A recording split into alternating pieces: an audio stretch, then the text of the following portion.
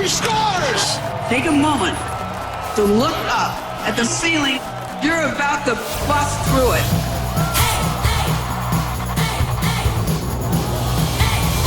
SDPN, the PWHPA, presents hockey like you've never heard it before. The Knoxy and Kax Show with Liz Knox and Karell Emard. Let's get it. Go.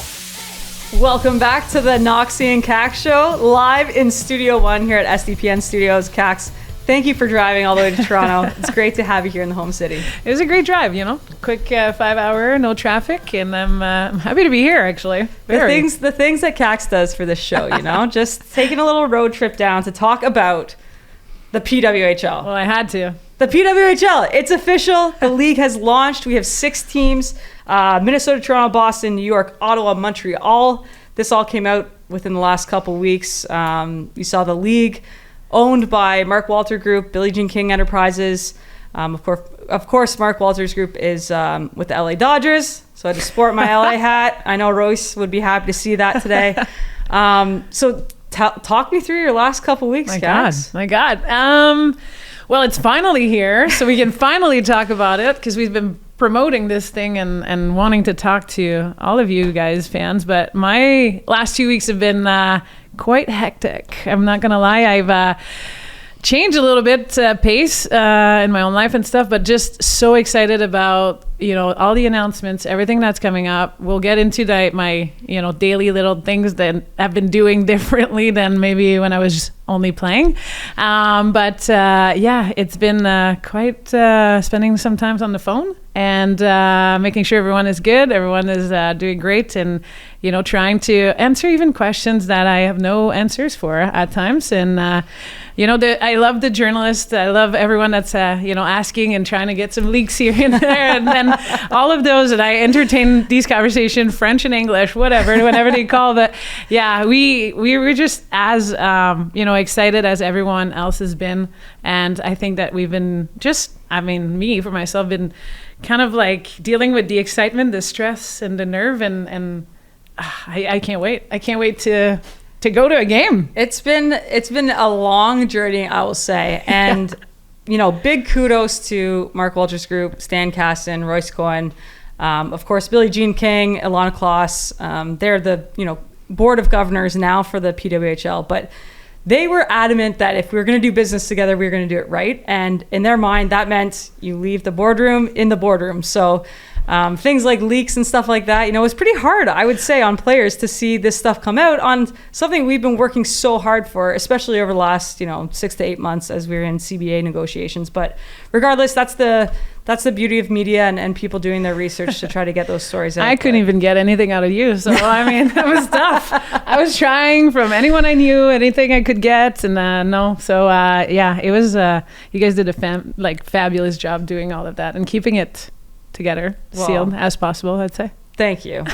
It was tough. That's why we had to go radio silence here, because have to give it to you. My tiny little goalie brain, and if I was on air and negotiating CBA, there's just no way that all of that is staying inside my head. So now we can talk about it, which is exciting. So let's get into some of this. Let's start off first. You kind of alluded to it. What is your role going to look like this year, Kax? Or what has it already looked like, I guess? Well, I officially made the decision to finally hang those things up. It's about time. It was kind of like a decision I was going to make regardless after the season, and I had the opportunity in January to start a new division with Cortex Management, which is a players agency. They've been representing NHL players for years, and then the opportunity came to represent women and women's hockey players. So I was like, we're creating this thing. We're kind of putting it together from scratch, but thinking it into a players for the players type of service, and then making sure that it's aligned with the women's hockey players' needs, not just what's been offering on the men's side. So I've been quite busy, but I would say in the past couple of weeks or last week and a half and weekend, it's been a whole new level of busyness, conversations over conversations. But prior to that, we have 10 amazing players that we've signed officially with Cortex, and our goal is to kind of like establish a new standard of protection in a way, but just like being able to support them, allow them to have the services, and then also educate the rest of the group when it comes to, hey, you should look into these clauses, or you should look at this and that, and then just having this protection a little bit more out in the public for the players too. So yeah, over the summer, I made sure that people were on the ice, more than just the 10 that we represent, and Cortex is investing in the game. So it speaks to me. I'm leaving the skates, but I think I'm staying involved so that I can keep on growing the game and keep on pushing. Well, let me be the first to say congratulations. You got a round of applause here in studio. We'll do it again. But an incredible career. And, Kax is somebody who's always advocated for the players back when we were in the CWHL, joined the Players Association, our good cop, bad cop at the time. And it's great to see you now on the agent side. I kind of feel like it's like the teacher evaluating my test, though, because I helped write the CBA, and now you're the agent who's going to be like, what the fuck is this? Well, that's so I feel a little bit of heat, but you know what? I think that the player committee did a great job, and we'll get into some of those details a little bit later. Yeah. This is also breaking news for all those fans out there who are hoping to see me with my 5 goals against average. I too am not playing. Very, very sad, but it just wasn't for me. You didn't want to? No. At one point I did try to kind of negotiate an e-bug contract where I was like, well, I'll just go to all the games, and then if 2 goalies get hurt, boom, I'll just play. Why not? I'll be half gunned because I'll be a couple beers deep upstairs, but no. Playing's not in the cards for me anymore. They said no. Sorry, Knoxy, we're moving on from that level. These old hips, they don't lie, So let's get into some of the CBA negotiations now that we can talk about them. I guess I'll start because I was there. Please do. Well, you know what? I will say I read it multiple times. A few things that I still don't necessarily fully grasp, but the lawyers in our agency have done an amazing job, and it's it's really good. You guys have done it. It's clear. It's I say you guys and everything. I feel like I've said some couple things when we first originally even started the CBA, but no, it's clear. But what I want to know, Knoxy, is how, for people, we've tried to explain it many times what a CBA is. I think we understand it.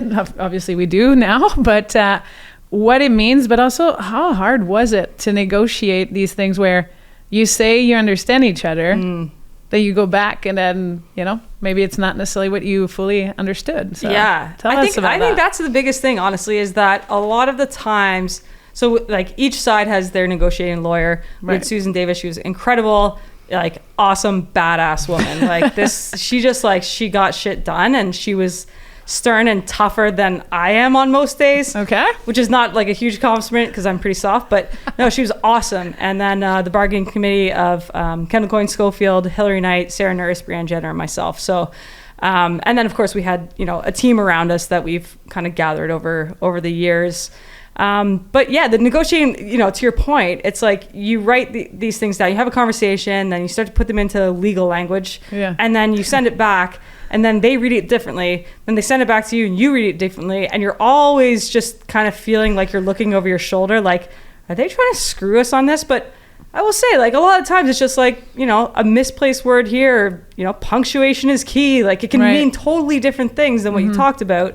So it is very, very tedious and time consuming. And then, of course, there's lots of posturing, which is when you pretend that you want something that you don't want to hopefully get something else. It's very confusing, and that's enough for me to never want to do it again. But again, we really just leaned heavily on our lawyer at that point. And it was, again, what is our bargaining power here at the time? It was just that we have the best players and they want to play hockey. Right. Mm-hmm. We, in terms of leverage, it was really difficult to negotiate because at the end of the day, this investor group didn't have to do it. That's true. They would just be okay, well, we just won't do it then. And we're whoa, no, we didn't mean that. Hold on, Stan, let's come back here and have a cup of coffee. But at the heart of it, I really do feel like this investor group believed in the product.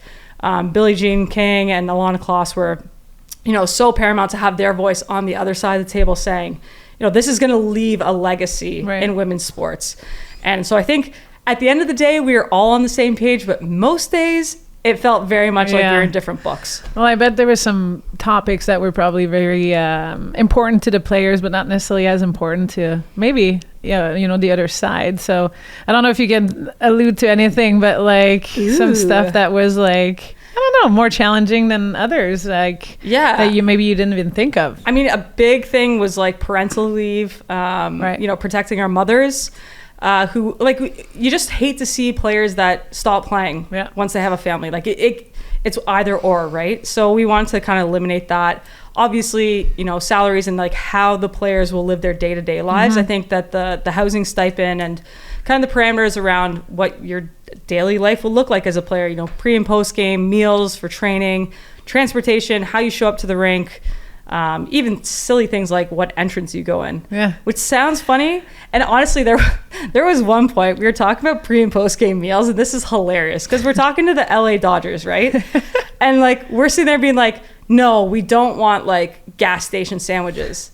And at one point, couldn't believe it. Stan laughed at us. He was like, "Why would we give you gas station sandwiches?" And we're like, because we've had those. Because that was the reality of our life. Yeah. And it was like, if we break a stick, we want to have another stick on the bench. And he's like, yeah.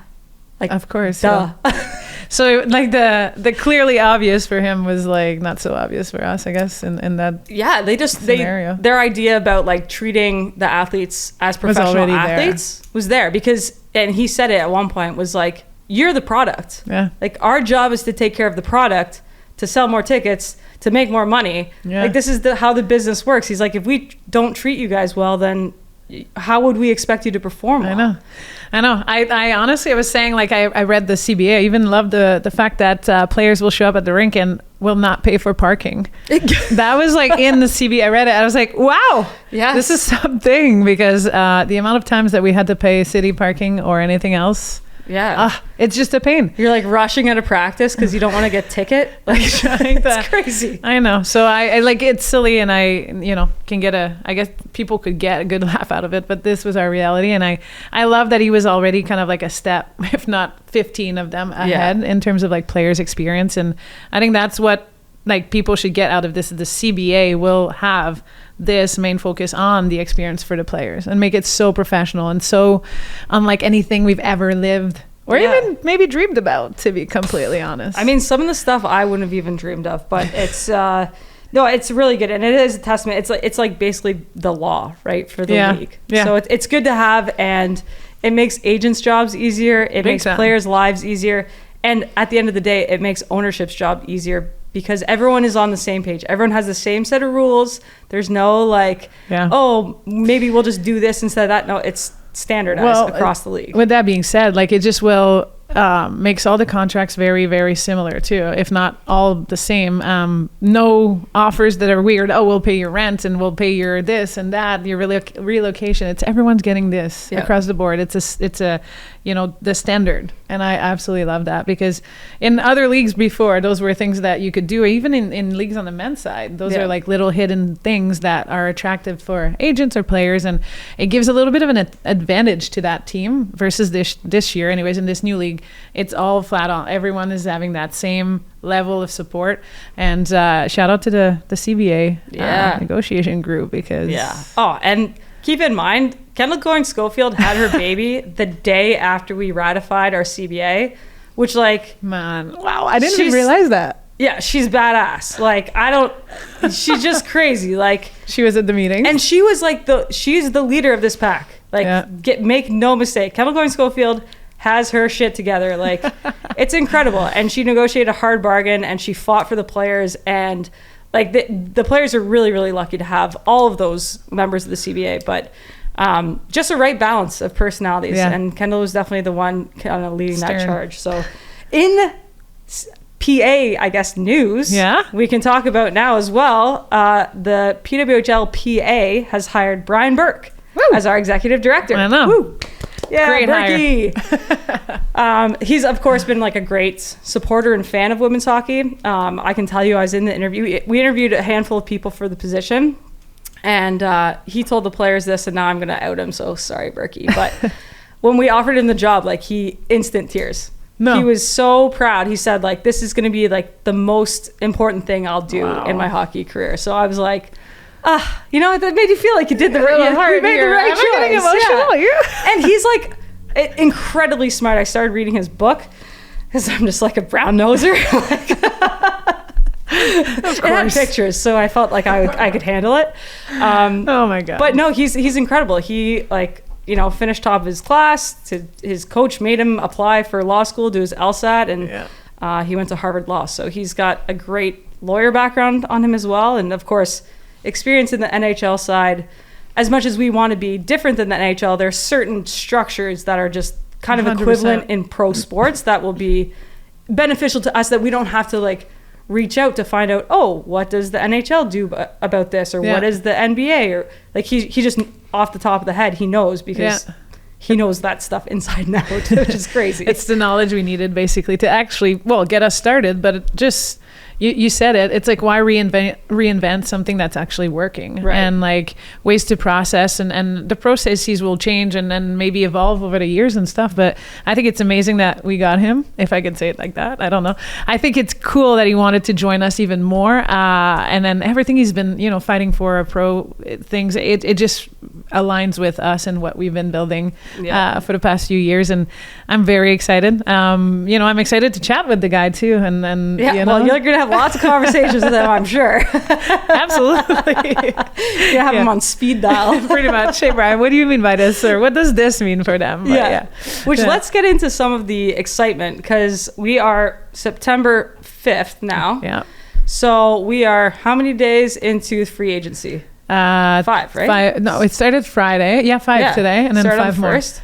So we have 5. So we're halfway through free agency. So for those who may not be familiar, the inaugural season, what we decided was there would be a free agency pre-draft signing. So each of the 6 teams can sign up to 3 players.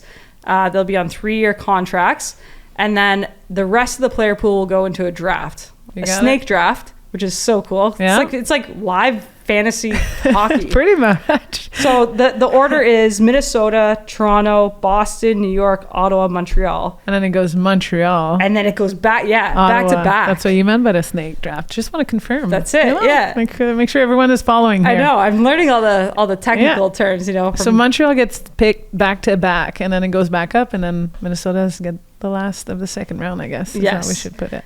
So just before the show, actually, breaking news. This is the first time we've ever had breaking news on Knoxy Kax, but it's happening now.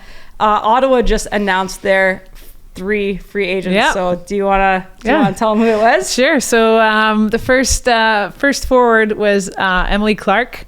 So she'll be joining them. And then we had Brianne Jenner. Ooh. Big name there. So moving from Toronto, we've got some moves here already. I like it. And then lastly, they went with a goalie, and my bestie here, Emryn Smashmeyer, will end up in Ottawa as well too. So big 3 picks for Ottawa. Awesome stuff. I know. I'm excited. I have a question now. Okay, you are a coach. Okay. You have to take your agent hat off. You can't just pick your players, Kax. Got it. Okay. I know that they're all the best. That's why you represent them. But you're a coach. What is your strategy for your pre-sign? I noticed, and we're hearing rumors. Yeah. First, we'll talk about nationality, because we're hearing rumors that the Canadian teams are sticking with Canadian players, and the American teams are sticking with American players. Yeah, no, I don't know if they will, like, maybe for the first 3 picks, I think we might see a little bit of that. And then I feel like we'll see people moving across the border and kind of like being, they've been asking us, is it going to be a true draft? Is it really like, are you have to choose C-Dub way? Here are my top 3 cities and then pick me in this, right? No, it's a real draft. So I think for the picks, we see both. I think we may a little bit, more of the U.S. teams picking the U.S. players. We've heard the GMs, right? We've heard they know their players really well. Will they go for their own nationality like players? I don't know. I mean, how much of it do you think is like strategies for on ice versus like purely from a marketing standpoint? I think there's both, but I think that at the end of the day, I say that there's for sure a strategy in certain markets. for the marketable players or the franchise players maybe that you might see. Like we should assume some will be made exactly the way we've been thinking. Like who's not going out of Montreal? Well, right? she I don't see her in Minnesota, for instance. Like I think in those markets, yes. In others, though, I'm like, I think some GMs are really thinking this through in terms of like, what's the team I want to build? What's this organization I want to create? And this like, what does my team wants to have as a soul, and like kind of like what do I want to create there in terms of that. And I feel like we're even going to see some surprises here and there as the draft goes on, because they're not building the best team for their country anymore. Or they're not building, like they're building the best pro team they can build with a bunch of different Team USA, Team Canada, and very good professional hockey players. And I think that people will they shouldn't take it wrong or anything. And maybe people will be humbled down a little or vice versa. But I do think that when you build a team, a roster of 23, you got to think of roles, and you got to think of people that will accept these roles. And also people that have different roles on the national team, but that need to be a top scorer in a pro league. So, at the end of the day, I feel like we're going to see some crossing here and there. Mm-hmm. My first 3 picks, though, 3 goalies. Might as well get them out of the way. I have the best 3 goalies now. I need some D here and there. No, but I honestly, I think it's interesting. Like, let's just take Ottawa because it's the one we know about. And so they went 2 forwards and a goalie, right?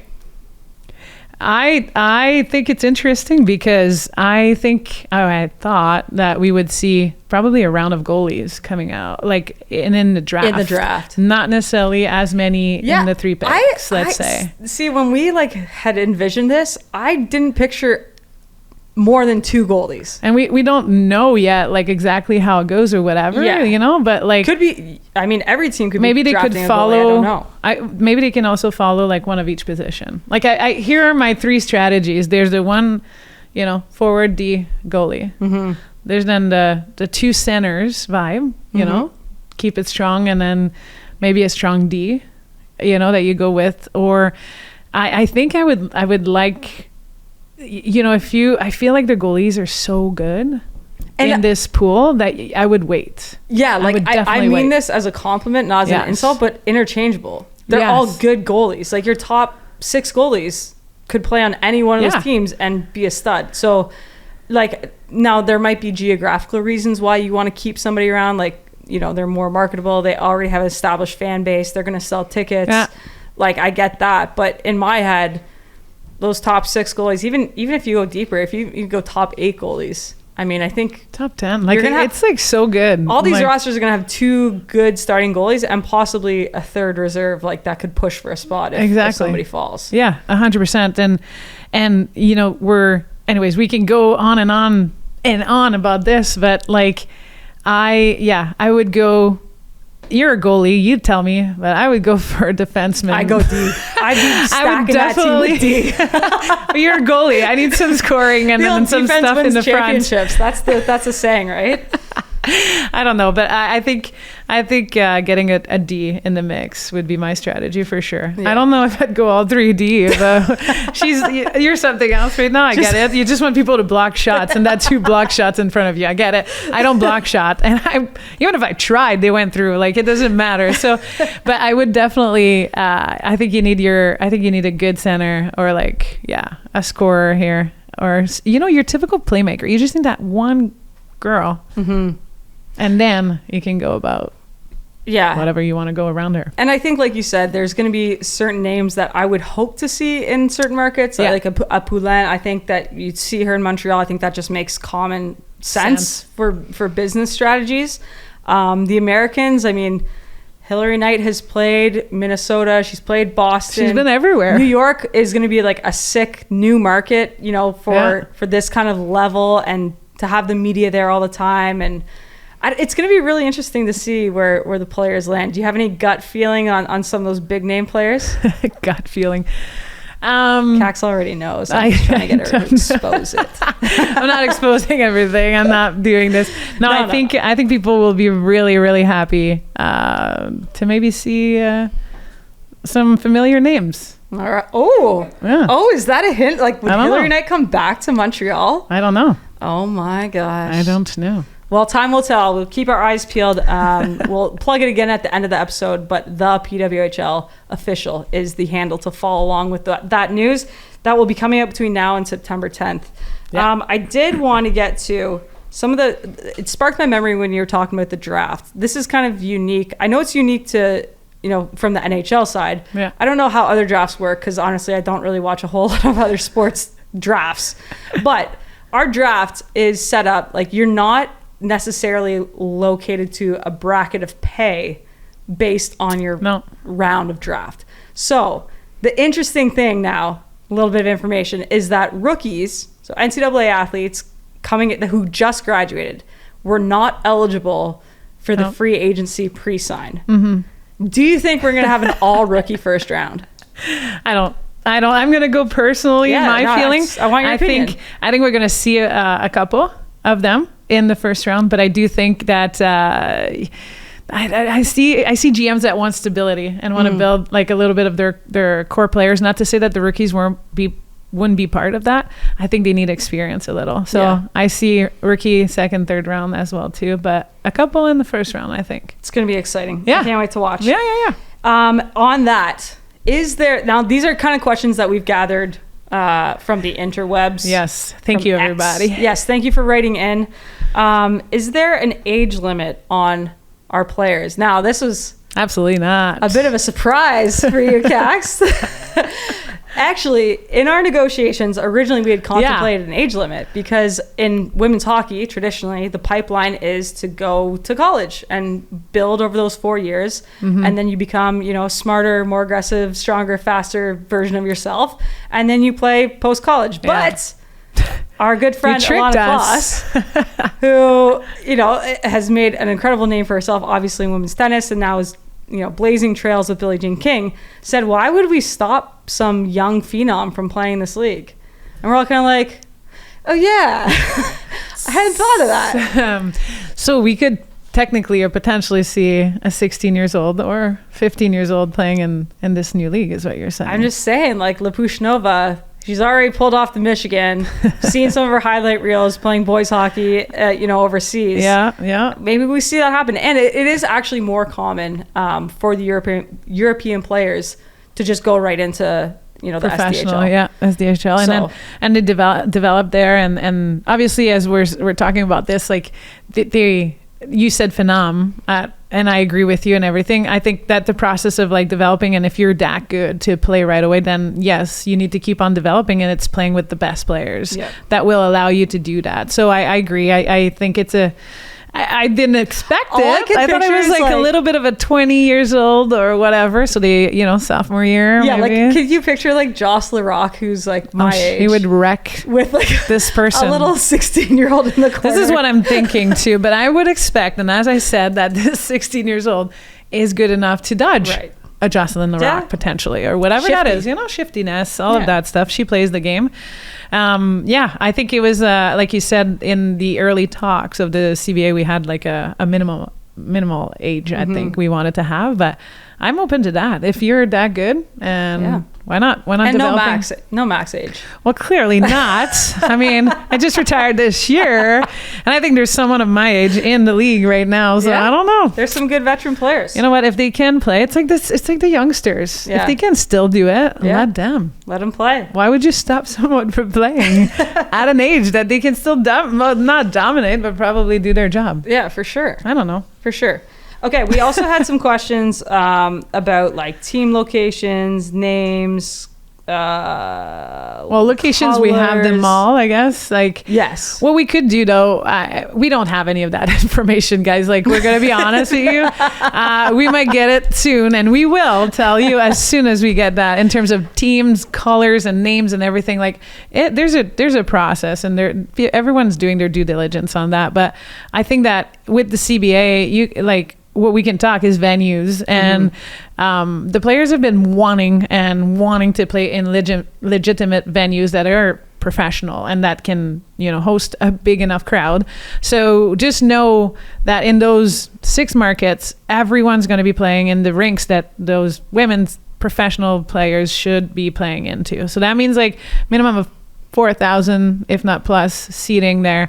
The locker rooms are there. The gym is there. There's facilities for them for both sides. The home team, no more visiting. Showering in the visiting team's locker room. No, none of that stuff. Sorry to bash on this Markham rink, but it's not going to happen. It wasn't like pro size rink, so you're not going to see them there either. You know what I mean? Like these things are being corrected, if I may. And at the end of the day, like, we want to market these places, so it's in fabulous venues. Probably will be announced. Some will be confirmed in the next weeks or so. Yeah. But like concession is legit. It's fun to be there. There's like entertainment during the games. Like just be ready, guys. This season's going to be unreal. It's gonna be sick. And unbelievable. Like quite the test that we've put the league ops team to, because of course we only signed the CBA back in July 1. Yeah. So like you can imagine that year 1, the league is trying to find facilities that adhere to the CBA. Yeah. Which is great. Like that, we found agreement on all the things that you just mentioned, but now we're like running out of time. Like I don't know how they did it. So I would imagine year 1, and from the sounds of like the press conference and stuff like that, the league is open to the idea that every team will have a standardized training facility that will have all those needs. And then for games, like we're going to see some different locations, and that's good. I mean, it's a good year to test out what works, what doesn't work. I think we're all aware of the fact that like, a 4,000 or 5,000 person stadium hopefully is, an attainable, you want it to feel packed, but you don't want to be in a venue that's too big for your fan base until it grows. You also don't want to be in a venue that's too small for your fan base and, piss everyone off in year 1 because they can't get tickets. I mean, I guess if you're in marketing, that's better that people have the demand for tickets. But like I said, I think that we're going to see a few different venues. The league did say that there's going to be some neutral site games.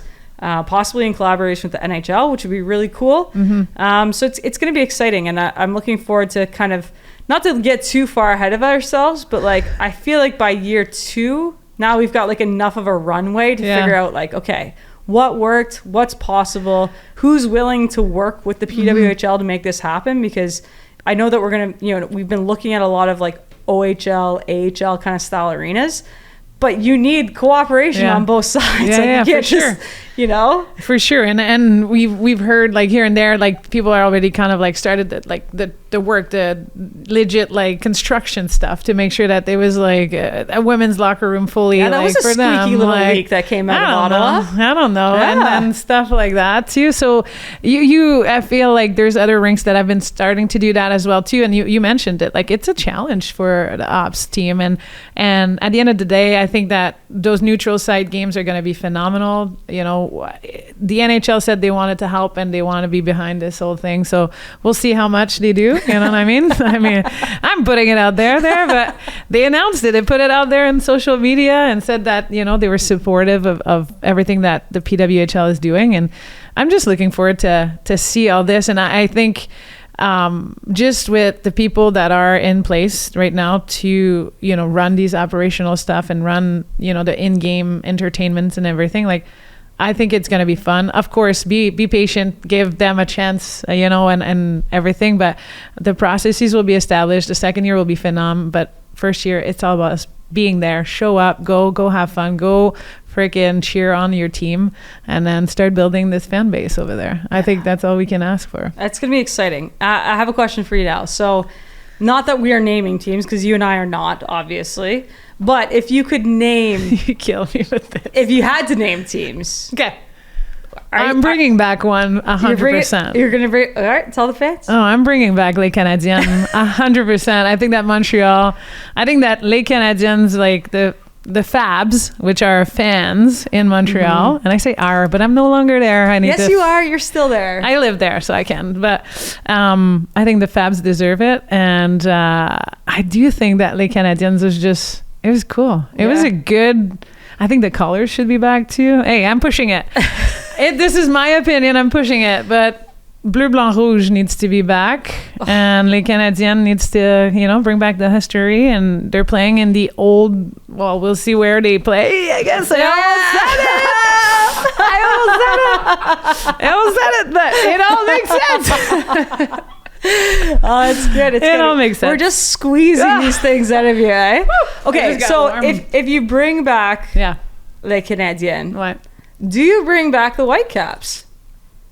Ooh, Because the Whitecaps have also, transcended time and space. Like they played in the original NW. Pretty sure they played in the WWHL, the Western Women's Hockey. Yeah. They were. Who played in the Whitecaps? Did Darwitz? Darwitz? Did she play? I think she may have. I don't know. I know Potter you're did. the GM of the Minnesota team. Do you bring back that name? I don't know. Steamy. It's cool. Vested interest. That would be a cool thing to think about. Original six. Yeah. Who else? What I else? like it. Me personally, I love to keep. I would love to see names that reflect some of the history of like either women's sports, women's advocacy.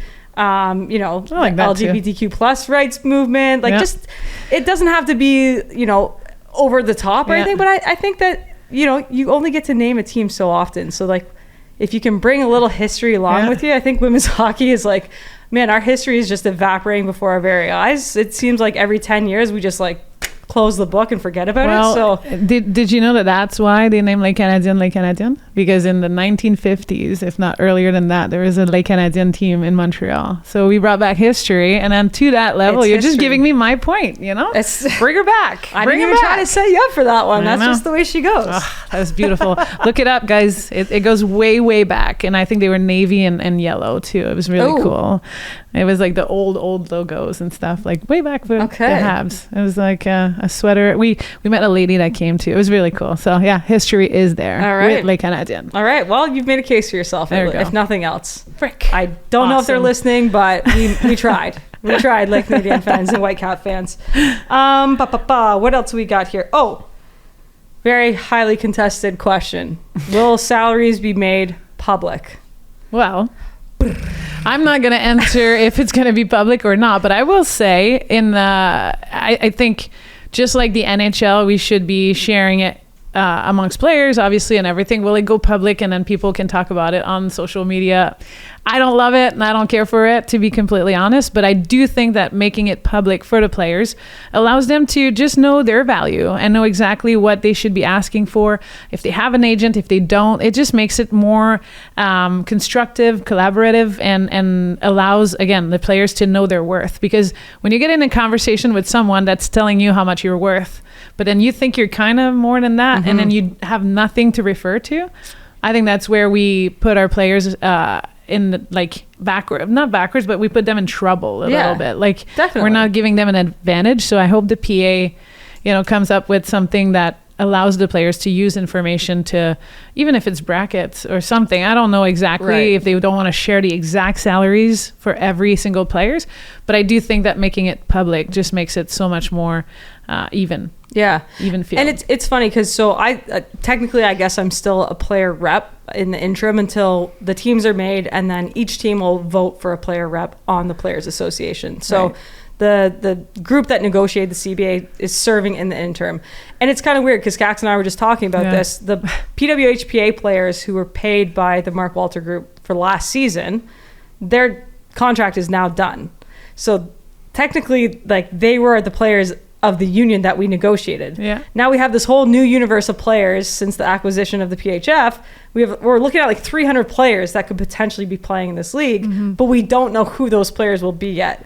So the PA reserves the right to publish the salaries if that's what the players want to do.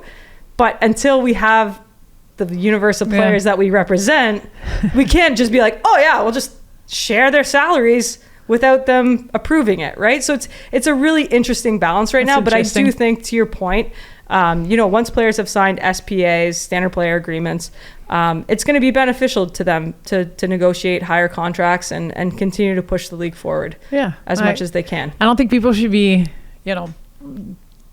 feel awkward of sharing their own salaries either. It's okay. We know certain players will make a ton of money, and we know Yeah, we know the minimum is 35, and we get that. Yeah, we've been very forward with our like minimum salary and what the average salary will be. Yeah. So like, we don't need you to roast us, okay? We get it. 35K US is not a ton of money, but there's other things that they'll get, and the idea was just to build something that was going to last. Exactly. And that this CBA will last, and then in 8 years' time they'll have the opportunity to renegotiate. They being definitely not me. No, we won't be part of it, but we'll be commenting on all of it probably. But yeah, at the end of the day too, like the minimal salary, it's bigger than any other minimal salary we've seen in any women's professional league. Yeah, you can't take it away. No, and that's the floor, people. So we can only go up from there. Yeah. And there are parameters around how many players per team can make it. I mean, the whole CBA was negotiated so that you can't just pay Kax $200 million and pay the rest of her team the minimum salary. There's rules that prevent that. Exactly. So if you're a nerd and you want to read that, the CBA is out there now. I'm pretty sure it's on the league website, so you can take a look at it. And you can roast me in the comments for all the terrible work, but it was hard, and I'm proud of it, okay? That's the end of that. Will Knoxy and Kax be interviewing new players? Absolutely. I hope so. Yeah, I think we're gonna bring a new little phase to our show. We'll see how it goes, but I think we'll have a lot to talk about on a weekly basis, Knoxy. I'm excited for like more hockey content. Oh yes. Because Kax is like a stats gal.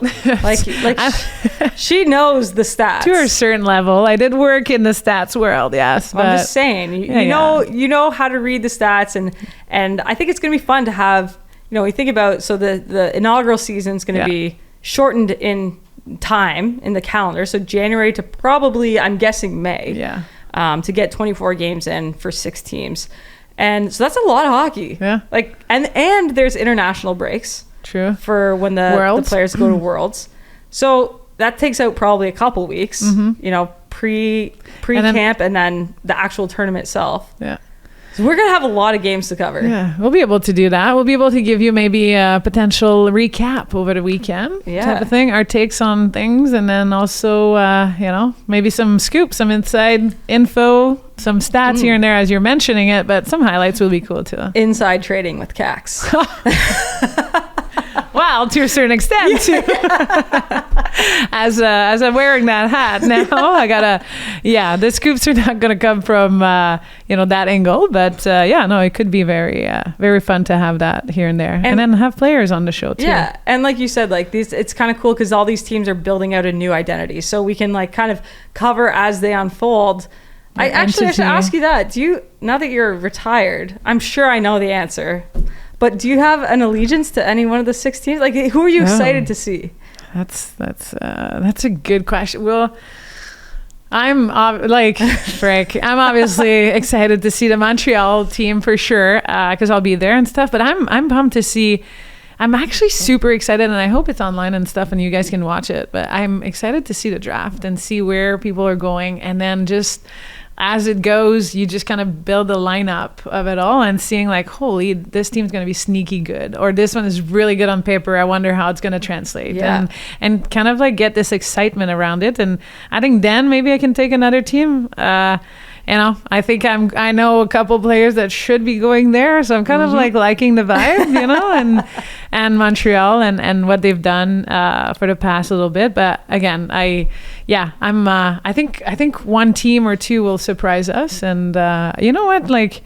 There's a couple market that I'm excited to see how to develop too. Yeah, like I'm really excited about Ottawa. I saw somebody had commented on X. I still call it Twitter. I'm sorry. Twitter. Sorry. But they were like going through all the teams' taglines, and it was like, oh, the new face in the city, and like all these cool things, and then it was just like the official women's hockey team of Ottawa. It's like just very like bland.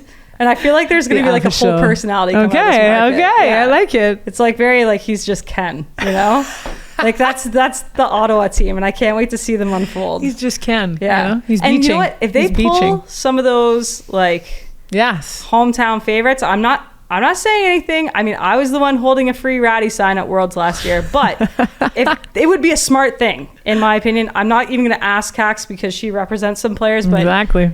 Just. We can say I represent Ottawa, would you? Yeah. I'll say it. I would like Howie to go back there too, actually. Not like her to go back. I love her. I don't want her to leave the city, but you know, it's fun to see the hometown girls go back, and Ottawa is one of those markets that's lacked. Well, I mean, it makes the storyline, right? Yeah. You had the storyline of like free Ratty out of prison last year and Worlds and stuff, but no, Ratty, you know, she grew up playing for the Lady Sens. You know what I mean? Like, I think she's known. She was the face of women's hockey for a long time over there too, and yeah, I don't know, I just feel like it could be cool. It could be really cool. I can see her going a couple different places and if she make goes, her name. like, I want Sarah McLachlan feels like home to me to play as soon as she steps on the ice. I'm just saying.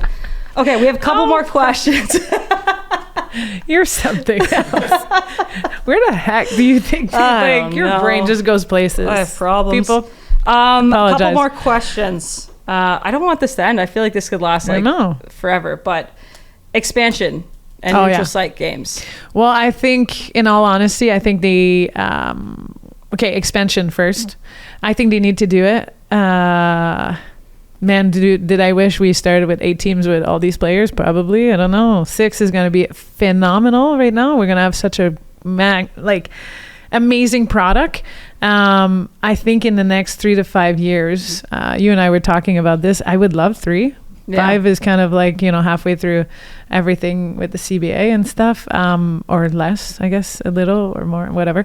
But I think a cool, like, with these neutral games that we'll see this year and probably the following year, I think it'd be very interesting to see which market is working really well for us, right?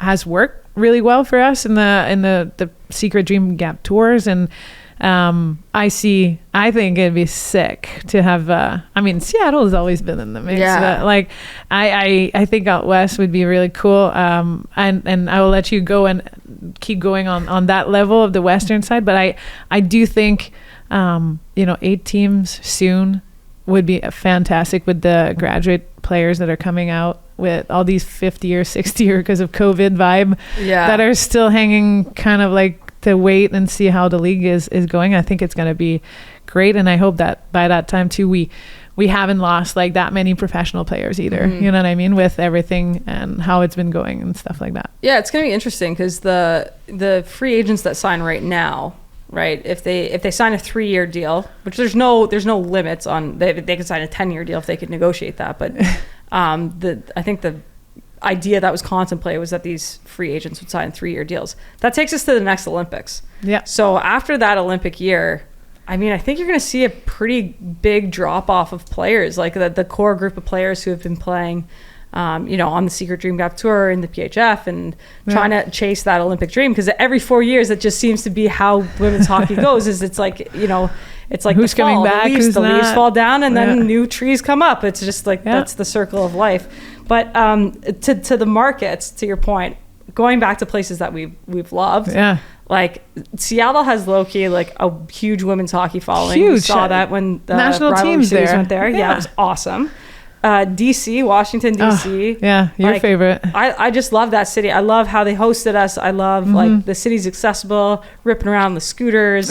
I know that they were pushing really hard to be in this original 6, and for whatever reason that didn't kind of happen.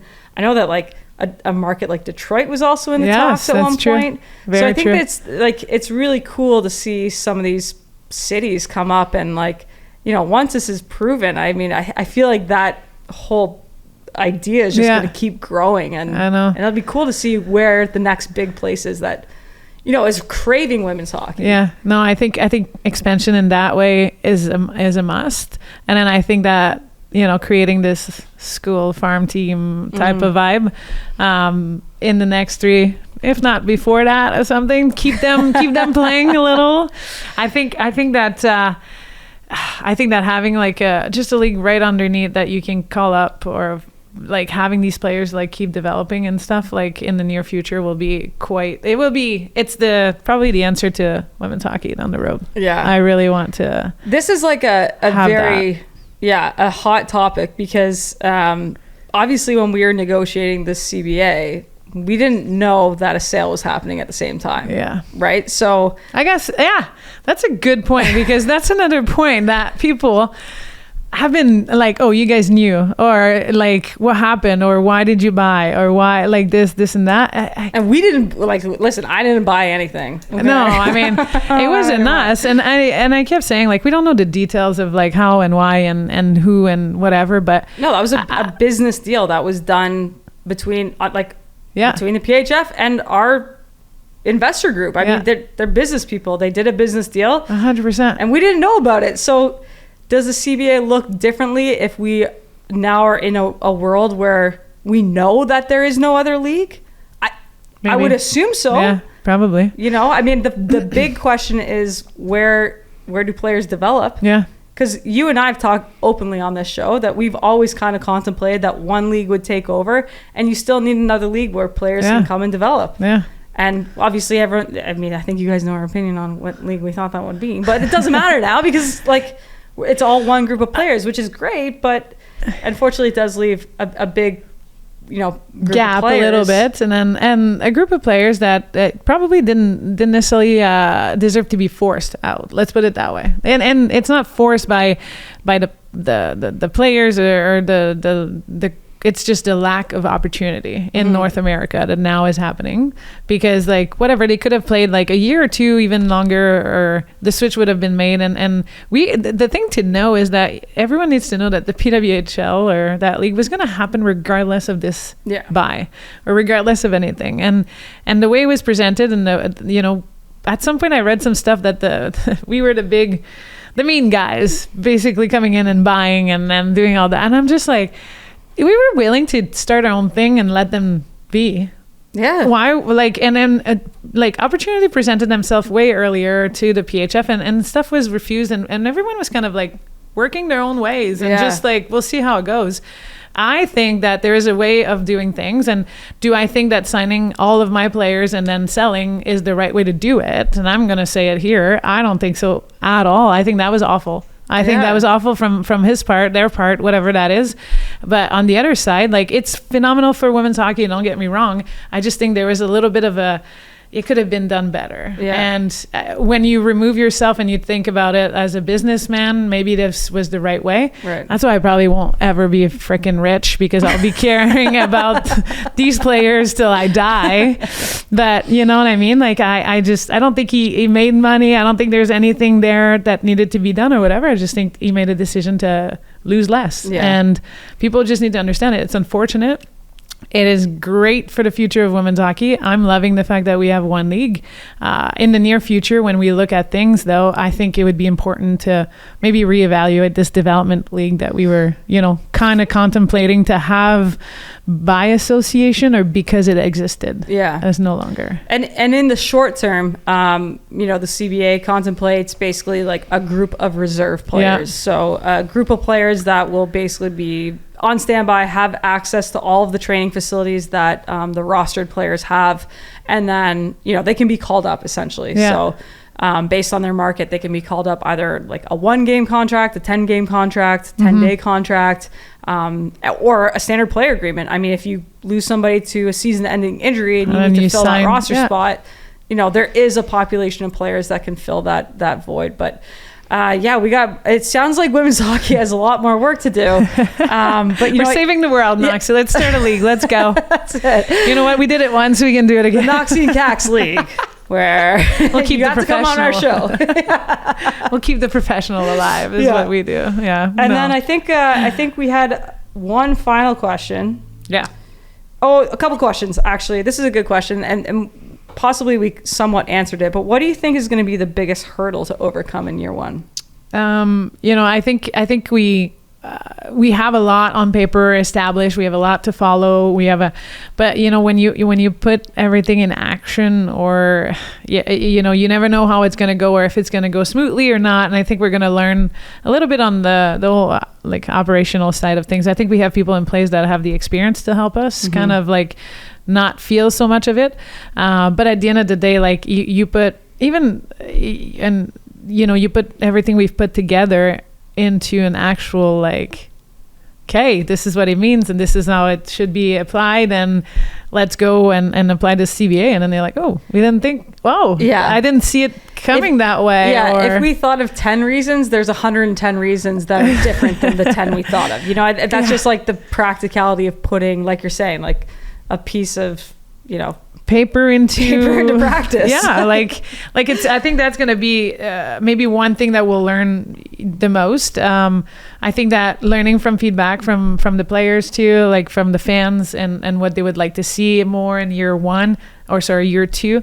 And I also think starting in January, let's just go simple. Yeah. Starting in January, playing these 24 games, like having all these people move. Like I'm on the other side and I'm helping here and there or whatever. And it's like, okay, let's make sure that the U-Hauls are ready and let's make sure that, they have the apartments and everything. So I think these are like just the new realities that our players are going to have to face and deal with. And then it's dealing with like, am I happy? My family is over there. I'm here. There's that side of things where I always kind of like to look into is the players kind of like, experience. They're gonna love the league and everything. I think it's the little things that might play, and then at the end of the day too, it might also be actually phenomenal and no one is having any issues with anything. That would be a dream.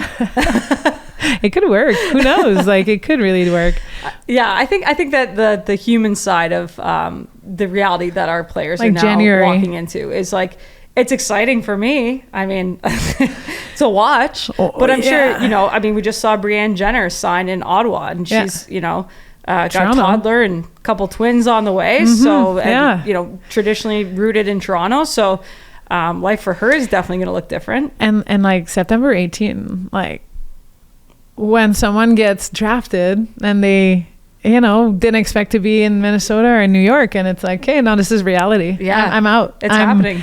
So I think that's a fresh new, like, I know we see it on the men's side and they're willing to also go overseas and like, kind of like, I'll figure out when I get there. I think this is a new reality that we've been wanting. Yes. Let's put it this way. So we've been wanting this. It's just that, it's going to be a little bit of some growing pains in the beginning, slap, I think. Maybe. Yeah. Wake up call. Let's call them wake-up call. Yeah, let's call them little wake-up calls. The alarm's going off. Oh, okay, one last question. This is from Dr. Courtney Cito. Of course. The only person I'm naming in of all these questions. Sorry, guys. That's just the way it goes. Are they hiring mascots? Can I be one? Are they hiring team dogs? Can I have a dog? Are they? You tell me. You have more ins on the league if they're. I mean, they gotta be. They gotta be. It's gotta be. With all of the, like, if you look at the NHL and the MLB, NCAA, everything. and NCAA, like, I just, it's such a fun part of the fan experience. Mascots. Will we see them in year 1? Debatable. I think maybe votes will come in for the fans to maybe votes on the mascots and everything. There you I go. would see that being maybe an opportunity for the league to get the feedback from the fans. Might have some weird ones, but Yeah. And I think it goes without saying that Kax and I are team dogs. So everyone should bring have your a dog. Yes. Yes, absolutely. A I think team we should dog have for a. each. They have that in the ML. I think it's baseball. You can bring your certain stadium. Yeah. You can bring your puppy dog. bowl. Yeah. Or you can bring your dog at the game, and you just like, I think. And then they play the Lion King soundtrack, and all these people hold up their dogs, and it's funny because you have like little Frenchies, but then you got the one guy holding up like a giant golden retriever. Oh gosh. Well, I think Courtney, we approved the mascot. I mean, if you want to be a mascot, we'll hire you. Yeah. You can be our mascots actually if you want. SDPM could have the Knoxy and Kax show could be. I don't know. Should we have a mascot? I think we should. She would be the most highest educated mascot ever, and probably least we're going paid, sideways. I don't. You get to hang out with us. Yeah, so there you go. What could go wrong? You can bring your dog. Yes, absolutely. All right. Well, I think that's all the time we have for today, Kax. Thank you again so much for coming in from Montreal for SDPN here. I mean, stay tuned. Yes, I think that we've got some revisiting to do, some reshaping for the show to make sure that our content is up to date and available for this new league coming up with the PWHL. And it'll all start by following September 18th, the snake draft, first ever PWHL. I know. I think we should do a live kind of like commentating stuff. I don't know. You heard it here first. Kax is coming back to Toronto. All right, guys. Thanks so much for tuning in. See you next time. Bye, everyone. The Knoxy and Kax Show on SDPN, produced in partnership with the PWHPA. Follow Knoxy and Kax on Twitter at 27Knoxy and at Karell Emard. The views expressed are those of the individuals and are not necessarily those of the PWHPA. Check out sdpn.ca for more Knoxy and Kax and the rest of the SDPN crew. She scores!